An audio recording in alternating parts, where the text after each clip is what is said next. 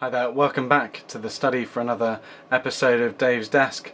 We're continuing with our series looking at the stories around Jesus' death and resurrection, and we've met at last this high point of Easter morning. In our last video we were looking at Good Friday, and as we finished it, Jesus' his body was placed in a tomb, and the disciples spent all of Easter Saturday hid up in their own homes, isolated from the rest of the world, fearful for what might fall upon them. The doors all locked, nobody coming in or out.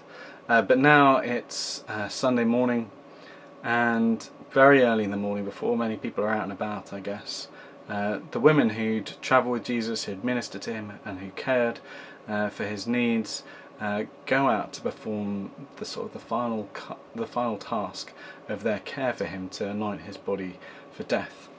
Interestingly, that's actually something that the women who cared for him had been doing through his life. He'd been anointed on at least 3 occasions with perfume on his feet and on his head, in the same way that a body might be anointed with perfumed oils. But when they arrive at the tomb, it's open. It's not sealed as they'd understood it to be left, and they're afraid. They don't know what political forces might be at play, that if someone's come and taken Jesus' body, they want to honour his body, and now they can't. And that last experience of saying goodbye is denied them. If anyone has ever had to wait a long time, as sadly some people are at the moment, wait a long time to be able to say goodbye to a loved one at a funeral, you can imagine what it's like to try and be honouring that memory, and then suddenly find that the body's been taken. And in the midst of their fear and their sorrow, suddenly they're confronted with this large, glowing man who says, "Don't be afraid." And I don't think it would have been a giant glowing person said to me, "Don't be afraid." I think it would still take me a moment to calm down a bit. But they do eventually hear his message, and his message is that Jesus is not dead. He's not here anymore, because this is a place for the dead, and he isn't dead anymore.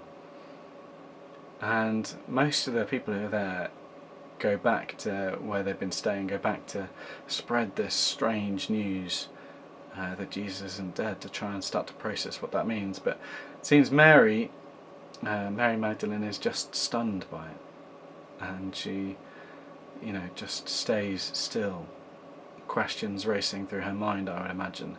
And she sees someone who she takes for a gardener, so I assume that this person would have been fairly ordinary looking, not wearing particularly flashy clothes or particularly well kept. And so she says, "Do you know where his body is?" She still hasn't quite believed what she's been told.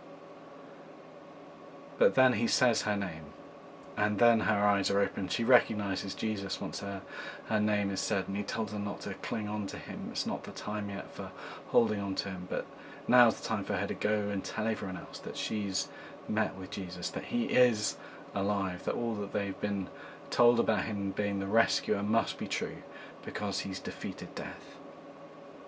And so she does. She goes and she tells the other disciples what she's seen, and that she's met with Jesus. And they don't really believe her. Some of the disciples, Peter and John, run and go and have a look. They find only an empty tomb and many more questions.